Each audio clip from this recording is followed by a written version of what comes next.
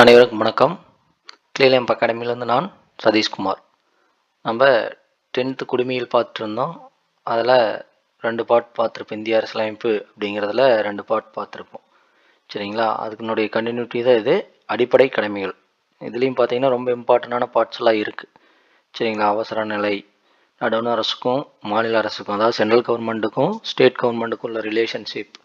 சரிங்களா? இதுலேயும் நிறைய ஆர்டிகல்ஸ் எல்லாம் வரும். சரிங்களா? அதனால் இதையும் கொஞ்சம் கேர்ஃபுல்லாக பார்த்துக்குங்க.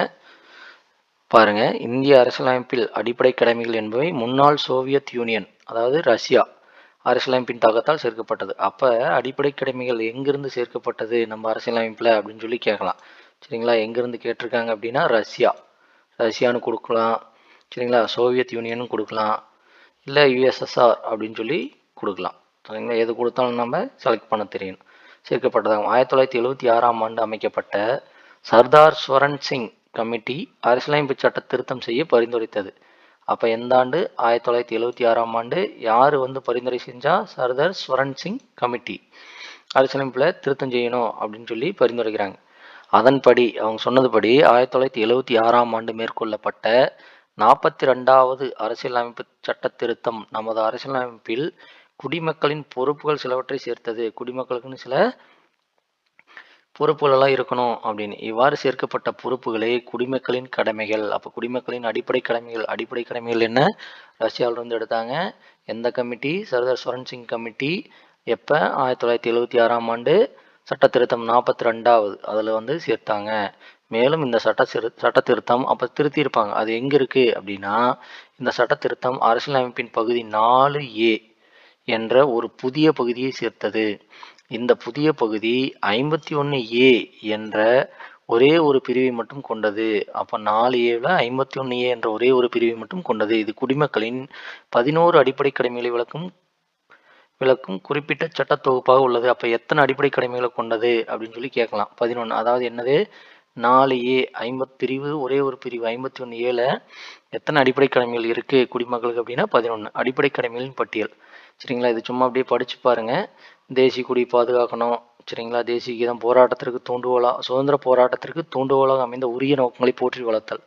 அப்போ அந்த சுதந்திரத்துக்காக போராடி இருப்பாங்கள்ல, அந்த தியாகிகள்லாம் போற்றணும். இறையாண்மை, ஒற்றுமை இதெல்லாம் பேணியாகிறது. தேசிய பாதுகாப்பிற்கு தேவைப்படும் பொழுது தேசப்பணியாற்ற. அப்போ ஏதாவது ஒரு எமர்ஜென்சி வருது அப்படின்னா அந்த நம்ம தேசத்துக்காக போராடுறதுக்கு தயாராக இருக்கணும். சரிங்களா? சமய, மொழி, பிராந்திய அல்லது பகுதி சார்ந்த வேறுபாடுகளை மறந்து பெண்களை தரைக்குறைவாக நடத்தும் பழக்கத்தை நிராகரித்து பெண்களின் கண்ணியத்தை காக்கும் எண்ணங்களை மேம்படுத்தி இந்திய மக்கள் அனைவரிடமே சகோதரத்துவத்தை வளர்த்தல். சரிங்களா? பலன் தான் இருக்கும். சரிங்களா? அதை அப்படியே படிச்சுக்குங்க. சரிங்களா? இது என்னன்னா, இங்கே ஒரு பாயிண்ட் பாருங்கள். 6 முதல் 14 வயதுள்ள குழந்தைகள் அனைவரும் கல்வி பெறும் வாய்ப்பினை வழங்குதல். 86வது அரசியலமைப்பு திருத்தச் சட்டம் 2022 படி 51K. சரிங்களா? இதை நாம் பார்க்காம போயிடுவோம். இதை அப்படியே ஒரு டைம் கிளான்ஸ் படித்தா போதும் அப்படின்னு. ஏன்னா இது கேட்டிருந்தாங்க ஒரு டைம். அதாவது 86வது அரசியலமைப்பு திருத்தச் சட்டம் 2002 படி 51Kன் கீழ் 11வது அடிப்படை கடமை அறிமுகப்படுத்தப்பட்டுள்ளது. இந்த பிரிவின் கீழ் அனைத்து குடிமக்கள் அல்லது பெற்றோர்கள் 6 முதல் 14 வயதுள்ள தங்கள் குழந்தைகள் அனைவரையும் கல்வி பெறும் வாய்ப்பினை பெற்றுத்தர வேண்டும். சரிங்களா? அப்போ இது ஞாபகம் வச்சுக்கோங்க. அதாவது நமக்கு என்னன்னா, அனைவருக்கும் கல்வி அப்படிங்கும்போது அங்கே போயிடும் அடிப்படை கடமைகளில். ஆனால் இது என்ன அப்படின்னா, இது 86வது அரசியலமைப்பு திருத்த சட்டம் 2002 படி 51K. இது முதல் ஞாபகம் வச்சுக்கணும். இந்த கேங்கிறது வரைக்கும் ஞாபகம் இருக்கணும். கீழ் 11வது அடிப்படை கடமை அறிமுகப்படுத்தப்பட்டுள்ளது. சரிங்களா? அது ஞாபகம் வச்சுக்கோங்க. அடுத்தது பார்த்தீங்க அப்படின்னா, நடுவண் அரசுக்கும் மாநில அரசுக்கும், சென்ட்ரல் கவர்மெண்ட்டுக்கும் ஸ்டேட் கவர்மெண்ட்டுக்கும் உள்ள ரிலேஷன்ஷிப். நடுவண் மாநில உறவுகள், சட்டமன்ற உறவுகள். நடுவண் நாடாளுமன்றம் இந்தியா முழுவதற்கும் அல்லது இந்தியாவின் எந்த பகுதிக்கும் சட்டம் இயற்றும் அதிகாரம் பெற்றுள்ளது. அப்போ எங்கே வேணாலும் சட்டம் இயற்றும் அதிகாரம் பெற்றது என்னது? நடுவண் நாடாளுமன்றம். சரிங்களா? நாடாளுமன்றத்தை பற்றி தனியாகவே ஒரு வீடியோ பார்ப்போம். ஏன் அப்படின்னா, நாடாளுமன்றத்தில் மேலவை இருக்குது, கீழவை இருக்குது. சரிங்களா? மக்களவை, மாநிலவை அப்படின்னு சொல்லி 2 இருக்குது. ஸ்டேட்டில் மாநிலவை, மேலவை, கீழவைன்னு 2 இருக்கும். அப்போ நாடாளுமன்றத்தை பார்க்கும்போது அது தனியாக பார்க்கலாம். இந்தியா முழுவதற்கும் அல்லது இந்தியாவின் எந்த ஒரு பகுதிக்கும் சட்ட இயற்றும் அதிகாரம் பெற்றுள்ளது எது? நடுவண் நாடாளுமன்றம். இந்தியாவின் மாநிலங்களுக்கு மட்டுமின்றி யூனியன் பிரதேசங்களுக்கும் பொருந்தும். யூனியன் பிரதேசம்னா இந்த பாண்டிச்சேரி அந்த மாதிரிலாம் இருக்குல்ல, அந்த யூனியன் பிரதேசங்களுக்கும் என்னது? இந்த நடுவண் அரசு இயற்றும் சட்டம் பொருந்தும். இந்திய அரசியலமைப்பின் 7வது அட்டவணை என்ன சொல்லுது அப்படின்னா, நடுவண் மாநில அரசுகளுக்கிடையேயான அதிகார பகிர்வினை பற்றி கூறுகிறது. அவை நடுவண் பட்டியல், மாநில பட்டியல், பொதுப்பட்டியல் என்று 3 பட்டியல் முறையே. அப்ப நடுவண் பட்டியலில் எவ்வளவு இருக்கு அப்படின்னா 97 அதிகாரம். மாநில பட்டியலில் எவ்வளவு இருக்கு அப்படின்னா 66. பொதுப்பட்டியல் எவ்வளவு இருக்கு அப்படின்னா 47. இது என்னது ஒரு பொறுத்துகளை கூட கொடுக்கறதுக்கு சான்சஸ் இருக்கு, அதனால பார்த்துங்க. என 3 பட்டியல் முறையே 97, 66, 47 என்ற அதிகாரத்தை வழங்கியுள்ளது. சரிங்களா, 97, 47 இடையில 66. சரிங்களா, ஞாபகம் வச்சுங்க. 97, 66, 47 என்ற அதிகாரத்தை வழங்கியுள்ளது. நடுவண் அரசுக்கு சொந்தமான பட்டியலில் சட்டம் இயற்றும் பிரத்யேக அதிகாரத்தை நாடாளுமன்றம் பெற்றுள்ளது. மாநில அரசுக்கு சொந்தமான பட்டியலில் சட்டம் இயற்றும் பிரத்யேக அதிகாரத்தை மாநில சட்டமன்றம் பெற்றுள்ளது. அப்ப நடுவண் அரசும் என்னது சட்டம் இயற்றும் ஒரு தனியான ஒரு அதிகாரம் இருக்கு. அதே மாதிரி சென்ட்ரல் கவர்மெண்ட்டுக்கு இருக்கு, ஸ்டேட் கவர்மெண்ட்டுக்கு இருக்கு. நாடாளுமன்றம் மற்றும் மாநில சட்டமன்றங்கள் பொதுப்பட்டியலில் உள்ள துறைகளின் மீது சட்டம் இயற்றும் அதிகாரம் கொண்டுள்ளது. அப்போ பொதுப்பட்டியலில் இருக்கிற இந்த 97 இருக்கிறது இந்த 97 இருக்கு பார்த்தீங்களா, இது மத்திய அரசு, இது மாநில அரசு. ஆனால் இதே பார்த்தீங்க அப்படின்னா 47 அப்படிங்கிறது பொதுப்பட்டியல் இருக்குது. அப்போ அந்த பொதுப்பட்டியலில் 2 பேருமே சட்ட இயற்றும் அதிகாரம். ஆனால் அதில் பாருங்க இருக்குது. ஆனால் நடுவண் அரசுக்கும் மாநில அரசுக்கும் இடையே பொதுப்பட்டியலில் உள்ள துறைகள் குறித்து சட்டம் இயற்றும் பொழுது முரண்பாடு ஏற்பட்டால் 2 பேரும் சட்டம் இயற்றுறாங்க. அதில் நடுவணை இயற்றும் சட்டமே அப்போ அந்த சட்ட இயற்றத்தை பற்றி இப்போ மாநில அரசு ஒரு சட்டம் இயற்றுது, இதில் இந்த பொதுப்பட்டியல் இருந்து இதை மாற்றிக்கலாம் அப்படின்னு. அதே மாதிரி சென்ட்ரல் கவர்மெண்ட்னு சொல்லுது. அப்போ சென்ட்ரல் கவர்மெண்ட் சொல்கிறதுக்கும் மாநில அரசு ஸ்டேட் கவர்மெண்ட் சொல்கிறதுக்கும் டிஃப்ரெண்ட் இருந்தது அப்படின்னா ஸ்டேட் கவர்மெண்ட் சொல்கிறதே சரி. பாருங்க, தற்போது அதிகார பகிர்வு என்பது நடுவண் அரசு பட்டியலில் 100 துறைகள். அப்போ இங்கே பாருங்க 97 என்ன ஆயிடுச்சு, 100 ஆயிடுச்சு. மாநில அரசு எவ்வளவு இருந்தது, அங்கே 66 இருந்தது, இங்கே 61 ஆயிடுச்சு. அதே மாதிரி இரண்டுக்கும் பொதுவான பட்டியலில் 52, அங்கே என்ன இருந்தது 57 இருந்தது, சரி 47. சரிங்களா, 47 இருந்து 52 அதிகப்படுத்தியிருக்காங்க. இப்போ சென்ட்ரல் கவர்மெண்ட்டுக்கும் பொதுப்பட்டியலுக்கும் அதிகப்படுத்திட்டு மாநில அரசினுடைய இது அதிகார பகிர்வு என்ன பண்ணிட்டாங்க, குறைச்சிட்டாங்க என்று மாற்றப்பட்டுள்ளது. 1976ஆம் ஆண்டு மேற்கொள்ளப்பட்ட 42வது அரசியலமைப்பு சட்ட திருத்தம் மாநில பட்டியலிலிருந்து 5 துறைகளை பொதுப்பட்டியலுக்கு மாற்றியது. அப்போ மாநிலத்தில் 66 இருந்ததா, அப்போ அந்த 5 இடத்தை எங்கே பண்ணிட்டாங்க, இதில் போட்டாங்க, இதில் பொதுப்பட்டியலில்.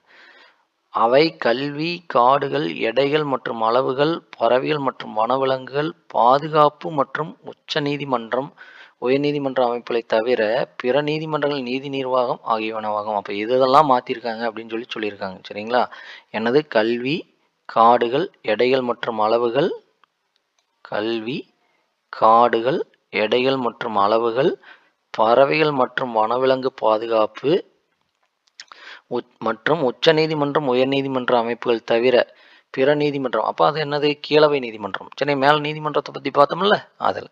சரிங்களா, இதில் மாற்றிருக்காங்க அப்படின்னு. நிர்வாக உறவுகள். அப்போ நடுவண் அரசுக்கும் மாநில அரசுக்கும் உள்ள நிர்வாக உறவுகள் என்ன பாருங்க, ஒரு மாநில அரசின் நிர்வாக அதிகாரம் அதன் சொந்த மாநிலத்தில் மட்டுமே உள்ளது. ஆமாம், ஸ்டேட் கவர்மெண்ட்னா அப்போ அந்த ஸ்டேட்டுக்கு மட்டும்தான், அம்மாநிலத்தில் மட்டுமே தனக்கென சட்டமியற்றும் தகுதியை பெற்றுள்ளது. அதே வேளையில் நடுவண் அரசு பிரத்யேக நிர்வாகம், தனியாக ஒரு அதிகாரம் பெற்றுள்ளது. அவை என்னன்னா, நாடாளுமன்றம் தொடர்பான விஷயங்களில் சட்டங்களை இயற்ற அதிகாரமும் மாநில அரசுகள் செய்து கொள்ளும் உடன்படிக்கை, ஒப்பந்தங்கள் அங்கீகரிப்பது ஆகியவை. சரிங்களா, நாடாளுமன்றத்தில் அவங்களுக்குன்னு அங்கே நாடாளுமன்றம் இருக்குமில்ல, இங்கே ஸ்டேட் கவர்மெண்ட்டில், அதில் சட்டமியற்றும் சிறப்பு அதிகாரம். மாநில அரசு வேறு ஏதாவது ஒரு பக்கம் ஸ்டேட்டில், இப்போ நம்ம இங்கேருந்து ஒரு தொழிலுக்காக வேறொரு நாட்டு கூட ஒப்பந்தம் பண்ணுறோம், உடன்படிக்கை செய்கிறோம் தொழிலில் அப்படின்னா அதுக்கு அங்கீகாரம் செய்வது, இதெல்லாம் எதுக்கு இருக்குது, ஸ்டேட் கவர்மெண்ட்டுக்கும் இருக்குது. அப்படி நிதி உறவுகள்.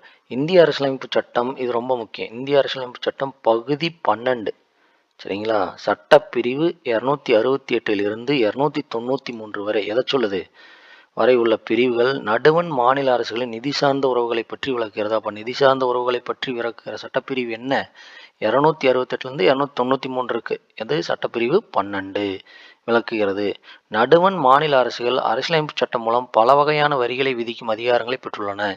இந்திய அரசியலமைப்பு சட்டம் 280 கீழ், அப்போ எந்தது 280 கீழ் குடியரசுத் தலைவரால் நியமனம் செய்யப்பட்ட நிதிக்குழு பரிந்துரையின் அடிப்படையில் நடுவண் அரசால் சில வரிகள் விதிக்கப்பட்டு வசூலிக்கப்பட்டு நடுவண் அரசாலும் மாநில அரசாலும் பிரிந்து கொள்ளப்படுகின்றன. அப்போ ஒரு வரி விதிக்கிறாங்க அப்படின்னா அந்த வரியை நடுவண் அரசும் மாநில அரசும் பிரிச்சுக்குது அப்படிங்கிறாங்க. நடுவண் மாநில அரசுகளின் உறவினை விசாரிக்க மறைந்த முன்னாள் பிரதமர் திருமதி இந்திரா காந்தி அவர்களினால் 1983 சர்க்காரியா குழுவினை நியமித்தார். அப்போ அந்த குழுவை பற்றி நடுவண் மாநில அரசுக்குடைய அந்த ரிலேஷன்ஷிப் நல்லா இருக்கா அப்படிங்கிறத செக் பண்ணுறதுக்காகவே மறைந்த இந்திரா காந்தி பிரதமர் அவங்களுடைய தலைமையில் ஒரு குழு அமைச்சாங்க. அக்குழுவின் 247 பரிந்துரைகள் 247 வந்து அவர் ரெக்கமெண்ட் பண்ணியிருக்கார். எவ்வளவு ஏற்றுக்கிட்டாங்க அப்படின்னா 180 பரிந்துரைகள் நடுவண் அரசு செயல்படுத்தியது. மொத்தம் 247 சொல்லியிருக்குது சர்க்காரியா கமிட்டி. ஆனால் அதில் வந்து எவ்வளோ எடுத்துக்கிட்டாங்க அப்படின்னா 180 வந்து இம்ப்ளிமெண்ட் பண்ணிட்டாங்க. எப்போ போட்டது? 1983 சரிங்களா. அடுத்து பாருங்கள், இந்த பாக்ஸில் கொடுத்துருக்கிறது 1969 நடுவண் மாநில அரசுகள் குறித்து முழுவதும் ஆராய தமிழக அரசு.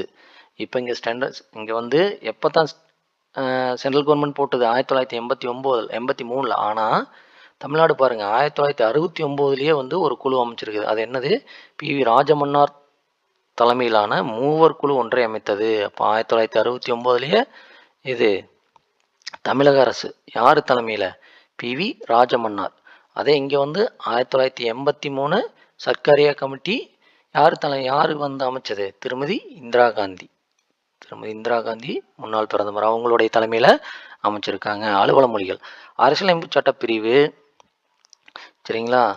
இதில் பார்த்தீங்கன்னா 17 343 351 வரையிலான சட்டப்பிரிவுகள். இதிலிருந்து 343 351 சரிங்களா. சட்டப்பிரிவு 17 சட்டப்பிரிவுகள் அலுவலக மொழிகள் பற்றி விவரிக்கின்றன. தொடக்கத்தில் 14 மொழிகள் அரசியலமைப்பின் 8வது அட்டவணையில் முதல்ல 14 மொழி தான் இருந்தது. இப்போ எத்தனை மொழி இருக்குது? 22 மொழி இருக்குது. அப்போ அதை கேட்கலாம் சரிங்களா. முதல்ல எத்தனை மொழி இருந்தது? 14 மொழி. எந்த அட்டவணையில்? 8வது அட்டவணையில். இப்போ எத்தனை மொழி இருக்குது? 22 மொழி சரிங்களா. அடுத்தது இதை வந்து நம்ம செயல்பாடு ஸ்கூல் குழந்தைகளுக்காக பாருங்கள். 2004 இந்திய அரசு செம்மொழிகள் என்னும் புதிய வகைப்பாட்டினை ஏற்படுத்த தீர்மானித்தது.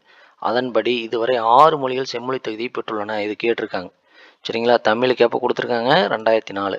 சமஸ்கிருதம் அடுத்த ஆண்டு 2005 சரிங்களா. இப்படி கூட ஞாபகம் வச்சுக்கலாம். 2004 அப்புறம் 2005 தமிழும் சமஸ்கிருதம்.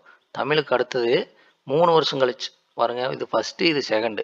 அப்போ 3 வருஷம் கழிச்சு தெலுங்கு.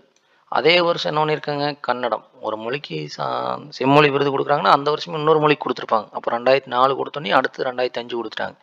அப்போ 3 வருஷம் கழிச்சு 2க்கு முன்னாடி அப்போ தெலுங்கு கொடுத்துருக்காங்க, கன்னடம் 4 5 அது கூட 3 ஆட் பண்ணோம்னா 8. 3வதாக வந்து தெலுங்குக்கும் கன்னடத்துக்கும் கொடுத்துருக்காங்க. அப்போ அடுத்தது பார்த்தீங்க அப்படின்னா இங்கே பாருங்கள் 1 2 3 4 மொழி கொடுத்துட்டாங்கன்னா அப்போ 8க்கு அப்புறம் 5 ஆட் பண்ண என்ன ஆயிரும்? 5 ஆட் பண்ணால் 13. இது சும்மா நான் இப்போ யோசிச்சு சொன்னது தான். பாருங்கள் 2004 தமிழ்னு 2004 சமஸ்கிருதம் 2005. அப்போ 3வது என்னது? தெலுங்கு கன்னடம். அப்போ 5வது என்னது? 5வதுங்கும் போது 2008 கூட ஒரு 5 ஆட் பண்ணிக்கங்க. அப்போ 2013. அடுத்த வருஷம் என்ன பண்ணியிருக்காங்க? ஒடியா கொடுத்துருக்காங்க. மொத்தம் 6 மொழி கொடுத்துருக்காங்க.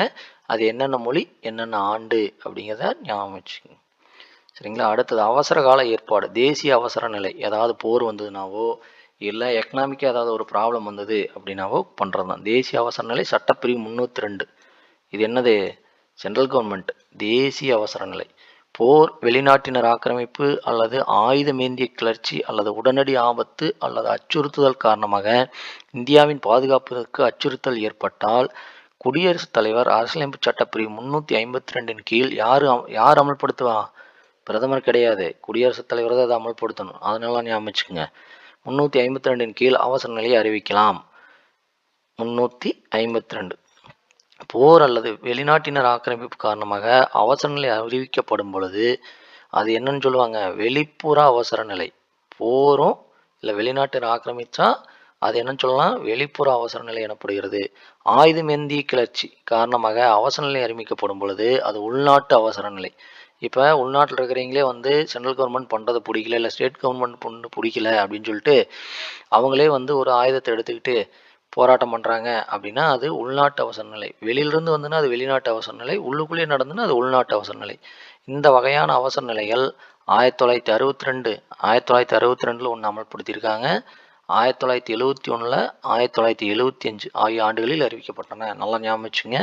62 71 75 சரிங்களா. இந்த ஆண்டில் மாநில அவசர நிலை மேலே வந்து சென்ட்ரல் கவர்மெண்ட் பார்த்தோம், இங்கே ஸ்டேட் கவர்மெண்ட். சென்ட்ரல் கவர்மெண்ட்டுக்கு 352, ஸ்டேட் கவர்மெண்ட்டுக்கு 356 சரிங்களா. 356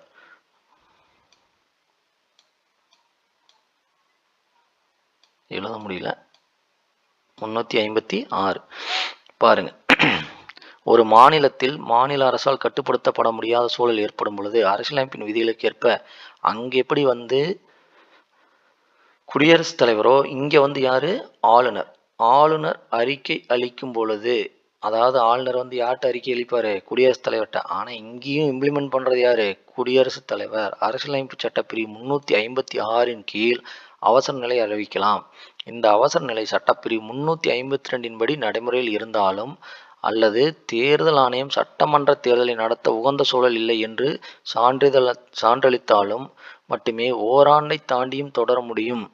அதிகபட்சமாக அவசர நிலையின் காலம் 3 ஆண்டுகள் இருக்க முடியும். நல்லா பார்த்துக்குங்க. அதாவது சட்டப்பிரிவு 352 படி நடைமுறையில் இருந்தாலும் 352 நடைமுறையில் இருந்தாலும் அல்லது தேர்தல் ஆணையம் சட்டமன்ற தேர்தலை நடத்த உகந்த சூழல் என்று இல்லை என்று சான்றளித்தாலும், எலெக்ஷன் நடத்த முடியல, இங்கே ஒரே வந்து எந்த பூத்தில் சண்டை நடக்குது அந்த பூத்தில் சண்டை நடக்குது அப்படின்னு கொடுத்தாலும் மட்டுமே ஓராண்டை தாண்டியும் தொடர முடியும் சரிங்களா. ஓராண்டை தாண்டியும் தொடரலாம்.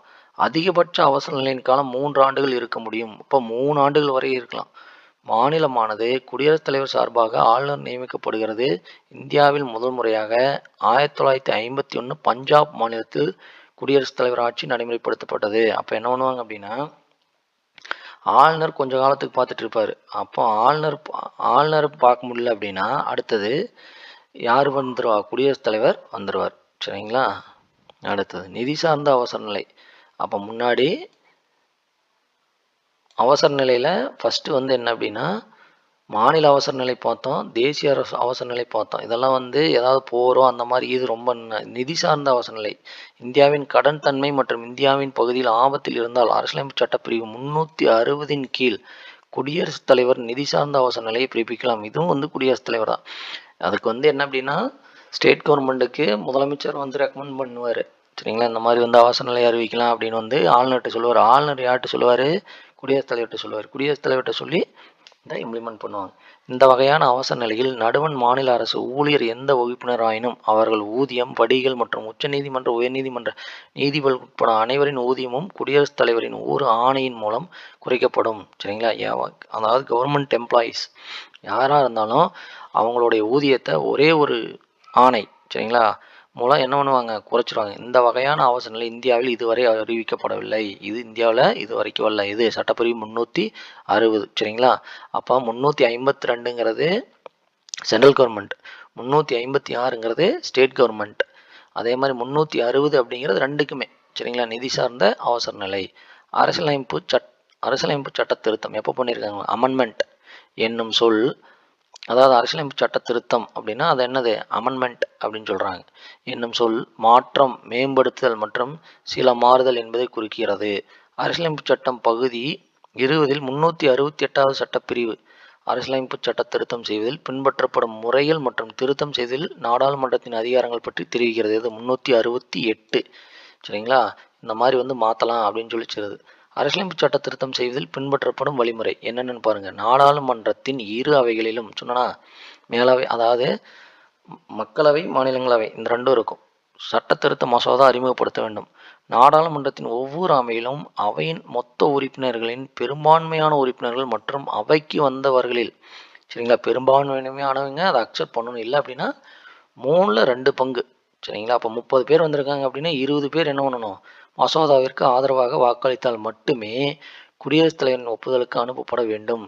குடியரசுத் தலைவர் ஒப்புதல் அளித்த பின் 3/2 பங்கு சரிங்களா. ஞாபகம் வச்சுக்க, 3/2 பங்கு. அப்படி இல்லை அப்படின்னா அவைக்கு வந்தவங்கள பெரும்பான்மையானவங்க சரிங்களா, அனுப்பப்பட வேண்டும்.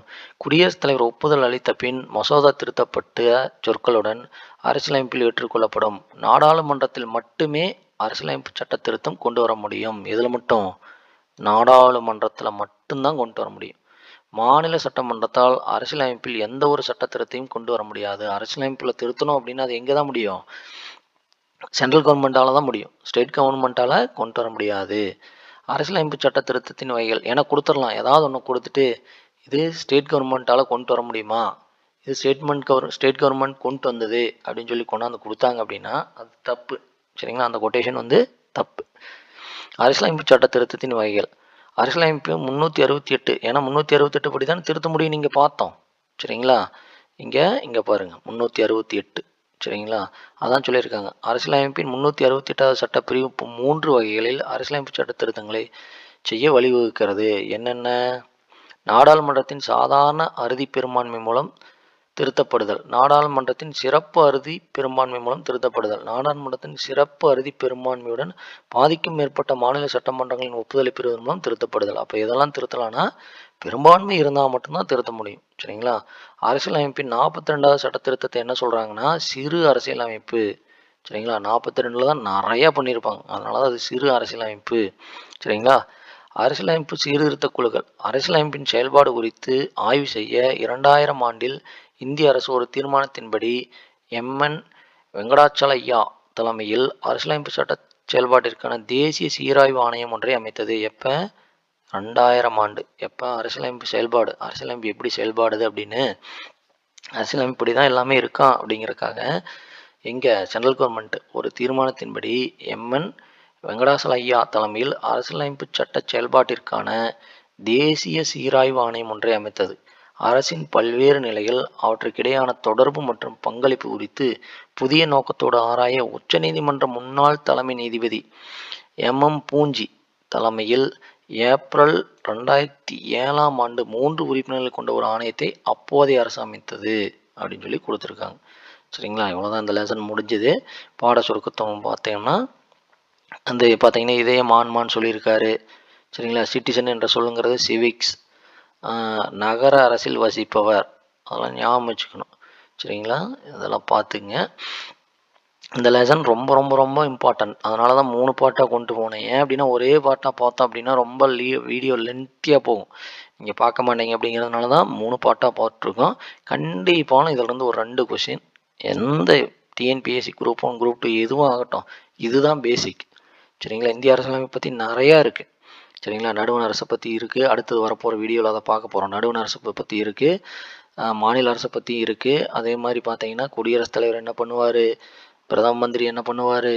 சரிங்களா, ஒவ்வொன்றும் இருக்குது. அது வந்து நடுவண் அரசு மாநில அரசில் போகும்போது அதை பற்றி ப்ரீஃபாக பார்ப்போம். சரிங்களா, மறக்காமல் புக்கில் படிச்சுட்டு ஒரு கிளான்ஸ் இந்த வீடியோவை பார்த்தீங்க அப்படின்னா உங்களுக்கு நல்லா மெமரி ஆயிரும். சப்போஸ் புக்கில் படிக்க முடியல அப்படின்னா நீங்கள் ஹெட்ஃபோனை போட்டு என்னென்ன சொல்லியிருக்கோம் அப்படிங்கிறத ஒரு டைமுக்கு 2 டைம் அப்படியே கேட்டுருந்தீங்க அப்படின்னா உங்களுக்கு புரிஞ்சிடும். வீடியோ கிளியராக தெரியல அப்படின்னா லேண்ட்ஸ்கேப்பில் வச்சுக்கோங்க, குவாலிட்டி இன்க்ரீஸ் பண்ணுங்கள், வீடியோ நல்லா தெரியும். சரிங்களா, அடுத்த வீடியோவில் பார்ப்போம். தேங்க்யூ.